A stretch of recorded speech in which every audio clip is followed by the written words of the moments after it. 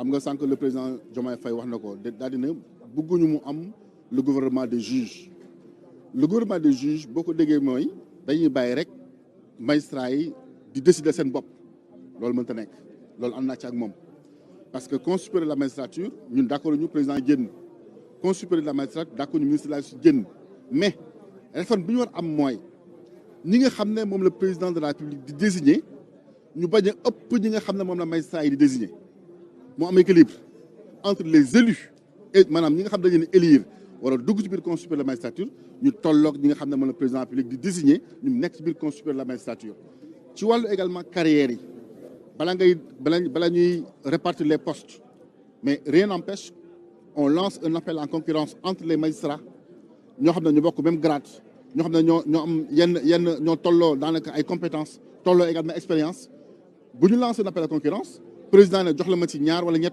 ñaari ñett yoo xam ne yéen a ko désigné ma tànn ci kenn mu nekk au niveau des juridictions loolu ay réforme la loolu da koy protéger moom li may wax ne mën a jaaxal ñu bari dañ ne mais pourquoi tey ñu war a libérer président ñu war a détacher président ci loolu noonu mais loolu da koy protéger parce que ëllëg boo amee benn contentieux surtout contentieux à connotation politique kenn du ne kii président de la République moo ko fa teg d'office mais dañ ne magistrat yi kat ñoo xam ne kii xarañ na président daal ki désigné teg ko fa donc dafa nekk réforme yoo xam ne da koy protéger moom sur le fonctionnement des juridictions mu nekk Tamba mu nekk Saint-Louis mu nekk Podor mu nekk Kédougou mu nekk extra il faut que ñu am une autonomie budgétaire ñoom ñu am xaalis boo xam ne dañu mën a fonctionner bañ a dépendre directement ci ministère de la justice mais ñu am une autonomie budgétaire boo xam ne parce que justice fiir boo xam ne délicate boo xam ne il faut que ñi ciy liggéey nekk dans de très bonnes conditions. donc loolu nekk na ci ay réformes yoo xam ne da ngay xool tey jii nii maa ngi yow ñuy dëkk ca Casamance la plupart des contentieux au Sénégal contentieux suuf la nga dem Podor nga dem Bakel nga dem te bu dee recoupe excès de pouvoir yaa ngi koy defee Dakar au niveau de la chambre administrative de la Cour suprême mais sa mbokku béykat bi nga xamante amul junni bu mën a dajale amul ñaar téeméer bu mën a dajale du sax gis avocat waaw nga ne ko am nga contentieux ñëwal Dakar au niveau de la chambre administrative de la Cour suprême naka lay ñëwee day ñàkk contentieux bi moo tax la plupart du temps borom doole bu dem foofu noonu gagné seen procès donc assises yi nii lan la mën a apporter comme contribution ba nga xam ne la justice administrative dafay nekk une justice qui est accessible à ces paysans là. loolu am na solo parce que mbirum suuf bi coow la tamit ci dëkk bi. coow bu mag a mag la coow bu bari la. coow la te dañuy lancer dañ ci profiter lancer un appel au gouvernement.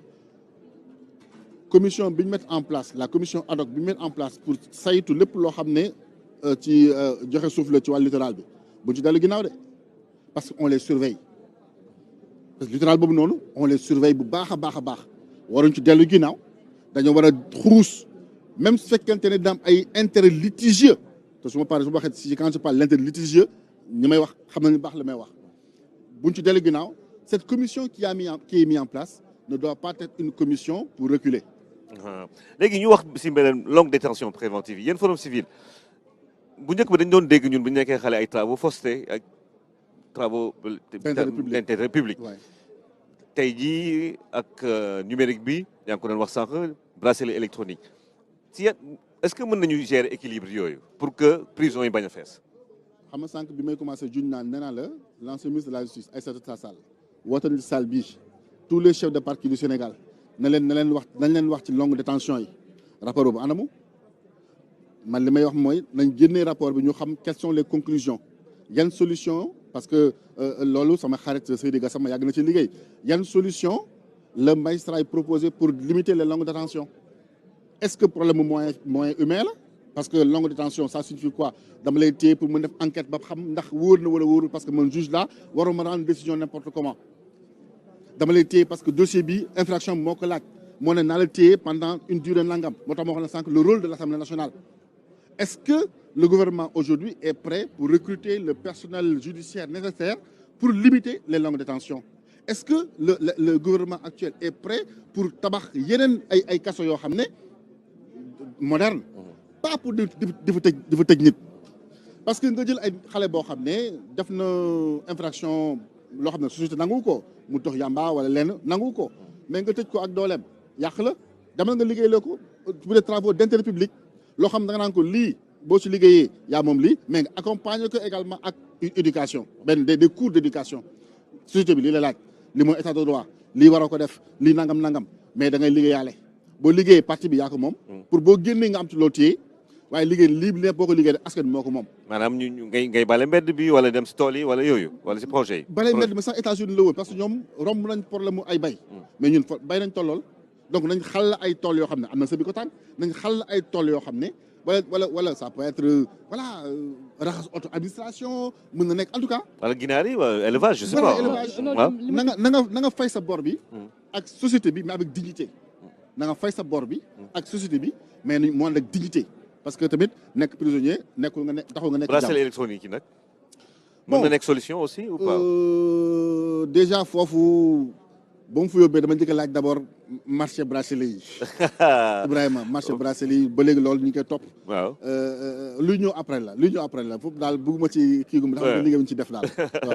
xaalis waaw. li ma ko bëggoon laaj rek mooy c'est vrai que proposition yi moom xam nañ ne def ngeen ko waaye yéen du moment que am na ay kuréel yu ngeen di liggéeyandool te xam ngeen ne itam longue détention yi ak ñi ñuy téye ci itam barab yi di leen xoñoñal mu nekk loo xam ne itam ñàkk sàmmoonteeg seen wareef ak seen yelleef la ndax am na yéen accompagnement matériel technique ou financier boo xam ne mën ngeen ko defal gouvernement bi ngir loolu ñu mën cee bind saafara. waaw xam nga déjà loolu état moom laa wax nii parce que longue détention mooy nga créer un appeuplement boo defee longue détention nit ñi dañuy gën a bari ci kii. la surpopulation carcérale la surpopulation carcérale. IGE en 2016 ba 2018 produit na un rapport pour def la situation des maisons carcérales xaalis xam nañ situation yi de xam nañ également yan solution la ñuy jaar te état premier ki si njëkk a joué rôle mooy état donc il n'est pas de l'intérêt de la société nga jël ay nit di leen dëj ci benn béréb yóbbu leen Rebeuss yóbbu leen camp pénal yóbbu leen Forbey ak xale yi on en parle très peu la prison des enfants on en parle très peu. c'est-à-dire man foofu doguma la sax mais du moment que yéen ku seen bët xonk itam seen xel day dem ci ñoom au delà ci joytu ngeen koy bokk di joytoog nit ñi mais lan ngeen fas yéenee def mbaa ngeen ne tey nag état foog ñu def lii de façon concrète du pas wañ loxo état parce que xam nañu doole état mais yéen am ngeen lu leen état foo leen état teg am na fi askan wi am na fi askan wi lu xaalisan wi di xool ci yéen loolee nag ngir nga weesu jéego tawat yeeg jàmbat yi rek ana lan mooy li nga xam ne moom ngeen fas yéene def wax naa ko sànq de façon sur le plan matériel financier et purement moyen pour ne état bi nag lii ànd kaay ñi def lii ba xam. waaw mais xaalis ñun amuñu xaalis. amuñu xaalis. su ñuy jooy ngeen di jooy nag fi mu nekk nii fan lañ jëm. xanaa xaalis jox leen xaalis parce que xaalis ak xaalis moom ñoo ànd. ñu bëgg a jox xaalis mais état moo ko yor ñun luñ mën a wax mooy luñ mën def mooy donc état bi ñoŋalal xaalis bi pour nga dugal ko fii loolu moo tax ñu xeex loolu rek boo gisee par exemple chaque jour ñuy xeex. xaalis bi nekk Sénégal am na mais dafa war a dugg fu war a dugg ñu bëgg rek ñu dañoo bëgg rek ñu dugal ko fi ñu ko war a dugal te bu ñu ko duggee fi ñu ko war a dugal je pense que solution kaso yi dinañ ko régler bien sûr balaa ñooy bari Birahim nga wax ci mbirum xale yu ndaw yi surtout parce que jamono bi jaxasoo na surtout xale yi dugg ci foofu Ibrahima damay rebondir ci li ma doon wax rek xam naa di nga ci dellu si du moment que ne xëy na sax l'imagerie populaire moo ne xëy na état duy bëgg a tabax alors ay fu ñuy téye ay nit pour une raison X ou Y mais yéen ñi nga xam ne nii tey mais pourquoi pas demu leen seeti ay partenaires ngeen ñëw bu ngeen tabaxalee ci den daan fay ngeen tabaxal fay état kii ne rek tey jii pour décongestionner les prisons ñoom ñu tabax ay prison mais ngeen waa xale xam nga y a des pouvoirs régaliens xam nga tabax kaso c'est comme battre la monnaie ça c'est des pouvoirs régaliens c'est pas des pouvoirs qui sont dédiés aux organisations de la société civile ñun lu ñu mën a wax mooy dem constater pexe amul rek moo tax ma doon non pexe am na li ñu mën a constater mooy dem xool prison yi xam na conditions yi baaxul daal na état def ci jéego pourtant amoon na ay gouvernement yu amoon mbébét boobu de ne dañuy tabax yeneen kaso mais le problème qui se pose mooy moi ñun dañu am beneen philosophie kaso du pour ñëpp société bi am na ñoo xam ne dëng boo xam ne moom mënuñ bokk nit ñi ak société bi c'est clair ñooñu kaso moo seen gën a wóor ci ñoom exactement moo gën a wóor ci ñoom moo gën a wóor ci ñun moo gën a wóor ci ñoom waaye daf ci am ñoo xam ne sa waay délit yi def jaru ko au contraire da nga leen yàqal da ngay gis xale yoo xam ne sax da ngay waxtaan ak ñoom des fois tu vas te dire est-ce que ñii ay nit lañ dañaan la il préfère def benn délit bu ndaw dem kaso au moins foofu dinañ njëkk ba mu njëkk fekkante ne dañ njëkk nañ añ nañ reer waaye bu ñu nekkee seen kër duñ njëkk duñ añ duñ reer xoolal xale boobu ni muy xalaatee il préfère aller en prison quand je dis xale mooy ku majeur mu dem kaso di ndekki di añ di reer soutenu par le peuple sénégalais. Parce que suñu impôt la ngeen fayee. waaw Contrairement à bu demee këram du ndekki du añ du reer. Donc est-ce qu'on ne devrait pas repenser un peu à envoyer les psychologues les sociologues au niveau des prisons pour ñu xam ku nekk sa motivation li tax a dugal kaso ñu jéem a trouver des solutions. ci loolu mais noonu surtout parce que soo gisee par exemple xale buy agressé wala di sàcc tey jii agression moom xam nga moom. oui baaxul beneen mbir la. mën nga si rey nit. sàcc aussi mën nga daj ak nit ki est-ce que xale yi tey jii maa tey la wala dañu leen wala yar si mbirum droit vivre en société. non yar wala la fexe daal ba. non yar la suñu duggee prison tamit ñu mën fa jëlee éducation buy tax du ñu mën a dugg si non yooyu. yar la parce que. si biir kër yi ak si yar la prison yi aussi. je le dis souvent heureusement ba nekk RTS tey bëgguma tey mu doon jëw mais RTS am na un très grand rôle bi mu joué war a joué ci éducation bi Sénégal. ñu da ngeen suivre. dëgg la vous faites des émissions extraordinaires. mais vous avez un très grand rôle à jouer dans l'éducation des jeunes. Et c'est notre vocation aussi. C'est votre vocation. dañ ko war a def. Il appartient aux autorités de définir. D'ailleurs, lire naa ko tout récemment ci conseil des ministres bi passé. Que le Premier ministre a présenté ses orientations pour, je pense, redéfinir le service civique national. waaw C'est une bonne orientation. Ne ko continuer na jël comme levier les instruments comme la RTS, comme les autres instruments du gouvernement, ne ko jël comme levier d'éducation à la citoyenneté. Il faut que nous bâtir au Sénégal une stratégie nationale de promotion de la citoyenneté. Et la RTS a un très grand rôle à jouer. Gis nga bu ñu raté suñu éducation jeunesse da ngay xool di xew ci wàllu paris sportif yi kenn bëgg ko tudd mais paris sportif yi mi ngi dofloo xale yi ndaw yi. booy ñu xamul naar bi lañ ko tuddee xaw ma. justement waaw. paris sportif yi mi ngi yàq xale yi. paris sportif yi mi ngi gangrène la société.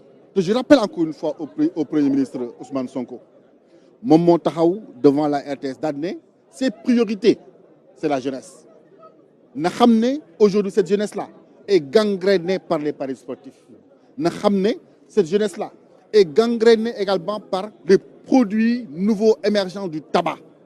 xam nga bu njëkk ba da ngaa gis xale muy tabac muy tux cigarette mais léegi xale day tux des cigarettes électroniques xale yi dañuy tux ay puff xale yi dañuy tux ay day naan ay volet moo leen yóbbu ci suus xale yi dañuy mën nañ teg crayon teg clé USB teg l'instrument électronique bi ñu tuxee yow mii parent d'élève doo ko xam. Hier on a tenu un atelier avec les parlementaires la commission santé au niveau avec la commission santé de l'Assemblée nationale. ñu wan leen l'instrument ne lii lan la les parlementaires dañ ne lii li ñu bindee la. crayon alors que lu ñuy tux la.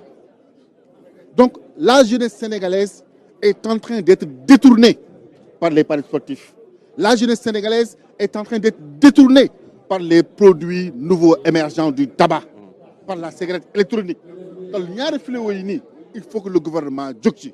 ba tax na j'en profite pour lancer un appel au gouvernement de voter une nouvelle loi sur les produits du tabac, d'augmenter la taxation sur le tabac, mais également de déterminer un nouveau cadre de gouvernance sur la traçabilité des produits du tabac pour éviter le commerce illicite. Et sur le pari sportif, c'est les entreprises. D'État. C'est les entreprises, ouais. C'est les entreprises d'État. C'est la LONASE. Gis nga bëgg utum xaalis di gagner des milliards. Et là également, je parle au directeur général de la LONASE.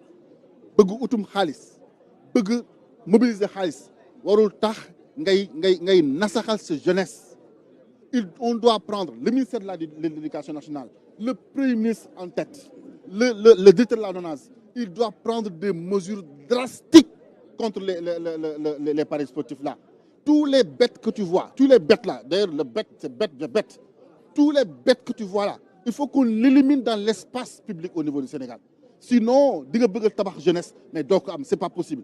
Di nga bëgg am une justice crédible, doo ko am. Mais est-ce que parents yi tamit amuñu rôle bu ñu war a jouer ak ñun. Le premier rôle pour que xale yi xam ni du bête mooy tax nga am li nga bëgg quoi, c'est ce life. Mais actuellement, je suis là, tu es là. Ouais. Xam loo sa doom lu mu nekkee.